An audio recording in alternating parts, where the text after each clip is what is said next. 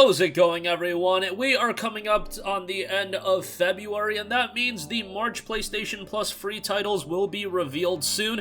I want to take a look at some of the games that I would love to see on the lineup, and also speculation as far as a potential PS5 game if they are looking to give a new title for free. We'll talk about that. Before I get into the games I'd like to see, I do want to note that Grand Theft Auto 5's upgrade will be coming in March, I believe March 15th, but also GTA Online will be arriving on PlayStation 5 as a standalone entry, and it will also be available to PlayStation Plus subscribers. So that is already going to be one of the PlayStation Plus titles. I am hopeful that that is not going to take the place out of one of the main PlayStation Plus games, and I don't think it will just because it comes deeper in March. That seems to be a separate standalone deal, and also it's lasting beyond just the March month. I believe it's going to be available for 2 months, so generally when something like that happens, that is going to be something a little bit different, and it's not a part of the main lineup. Okay, so now let's talk about the main lineup. As you guys may know, from time to time, and more often than not since the PlayStation 5's launch,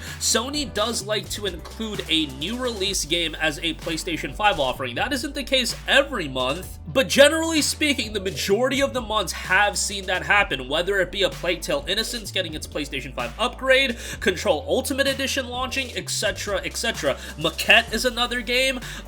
They sometimes aren't the biggest games in the world, but it does happen. So I've found a couple of titles that could be potential titles. Now, one thing you do have to note, the game, generally speaking, from what I can recall, is never listed to pre-order on the PlayStation Store prior to it going free for Plus subscribers. So right off the top, Elix 2 is not going to be a Plus freebie. I think that's obvious. Babylon's Fall ain't going to be a Plus freebie. We all know this. And Far Changing Tides, that's a game that I could have seen as a Plus freebie. That's already available to pre-order on the PlayStation Store. That's not going to be a Plus freebie either. However, Little Orpheus comes on March 1st. This is an interesting one because this game is listed on the PlayStation Store. You can't pre-order it. But also, this game is listed on the Nintendo eShop, and you can pre-order it on the Nintendo eShop, so that might be a PlayStation thing, I don't know. So that's something to take into account. That was originally an iOS title that released back in like 2020. And it's coming over to Switch, PC, and PlayStation 5. It's not available for pre-order on PC either. The other game that did pique my interest as a potential Plus title is A Musical Story. This one is coming March 2nd to PlayStation 5 and PlayStation 4.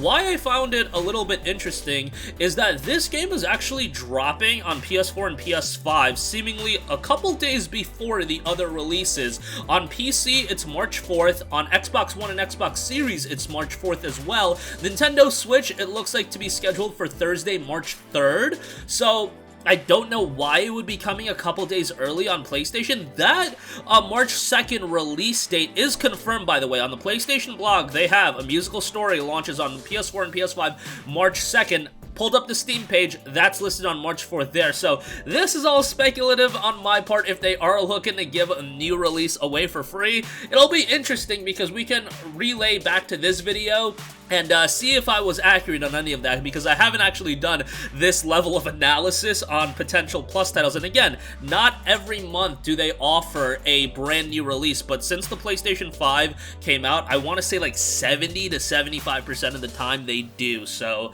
yeah, just something to take into account. Alright, moving on from that, I do want to highlight some games that are a little bit more well-known that I would love to see as PlayStation Plus titles. First up, we have Bethesda and Arcane Studios' Prey. Now, obviously, Bethesda, Microsoft relationship, you guys get the idea, but I still think offering classic titles as Plus titles would be very effective. And Prey is a game that came out back in 2017. At this stage of the game, doesn't get a ton of buzz surrounding it, but I think it's a fantastic game. Really, really slick, sci-fi, atmospheric, first-person shooter, and I would highly recommend anyone to check it out. Even when it goes on sale for, $10, $15, I recommend it then. But as a Plus title, I really think that would excite a lot of people. And if they are trying to get some buzz surrounding Arcane, if they have the thought of doing a sequel at some point, I would love to see more people play this game. Let's put it that way. Arcane is obviously busy at this stage of the game working on Redfall, but I'm sure they have another game in the works, or at least they're planning another game. But this one's also available on PlayStation Now, but we've seen PlayStation Now titles be offered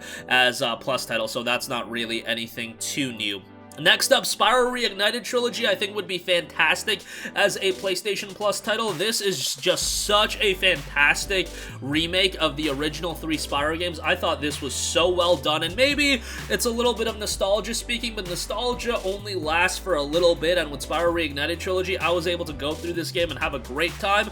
Again, I do have nostalgia towards Spyro, but I just think this is a fantastic and well-made remake of a classic platformer, and you know, even if you are a newcomer to Spyro, it's just a well-made game, and I think as a Plus title, it can offer a gateway for a lot of people to get into Spyro, and we've seen, you know, a lot of these classic platformers be brought back. Activision just brought back Crash Bandicoot, you know, Crash 4 came out after the Insane Trilogy dropped. Hopefully a new Spyro, we do get that at some point.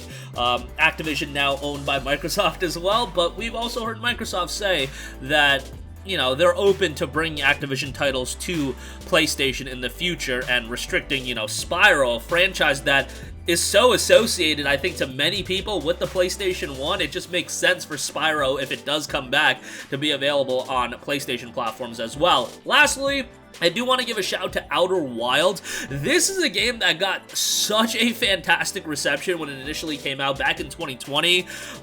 It just got, like, great reviews. Then I believe it got some Game of the Year awards, and 85 on Metacritic, overwhelmingly positive reception on Steam. I know this is a game that's not for everyone, and it kind of leaves you to your own devices, and it's a lot of exploration, but it's a pretty cool game, and at this stage of the game, I don't see a lot of people picking it up, even on sale as a Plus title. I do think that would at least get some people excited, especially because maybe it would be a game that, yeah, it has gotten great reviews, it has seen a solid reception from the people that have played it, but maybe it's not a game that everybody is jumping out of their seat to spend money on. Well, why not work out a deal with Annapurna Interactive? They and PlayStation seem to have a pretty good relationship. I could easily see them working out a deal to offer Outer Wilds as a PlayStation Plus title for the month of March. And that is going to do it for me. Again, we know that GTA Online is gonna be a Plus title come March 15th. It'll be a standalone release on PlayStation 5. Again, I really hope that that doesn't mean that X's out a game for Plus next month. I really don't think it will, and it'll be interesting to see if a musical story or Little Orpheus is offered as a Plus title, because then we might be able to, you know, do some deductions in future months, but not always do they offer a new release, so that's going to be interesting as well. And in the case of a musical story, they put out that PlayStation blog post back on February 16th, so 5 days ago. I feel like if you were going to put out a PS blog post, you might as well just announce that it's going to be a Plus title then as well. I don't know, that's what I would think, but nevertheless, it'll be interesting to see how all of this pans out and if any of that comes to fruition. That's gonna do it for me. If you guys want to see any games available as a part of the Plus lineup, let us know in the comment section down below. Who knows, maybe somebody that is a decision maker, or, you know, connected to a decision maker, watches this video or reads a comment or two. That's gonna do it for me. Sound off with all of your thoughts in the comment section down below. Thank you for watching, and goodbye. Hey guys, we hope you enjoyed the video, and if you did, make sure to hit the subscribe button, and if you're already subscribed, do us a favor and hit the bell icon. This way you'll be notified whenever we post a new video. That's the best way to keep up with all of our uploads, and we usually try to upload 2 videos a day. And with the bell icon hit, you'll be notified whenever we do upload a video. As always, thanks for watching.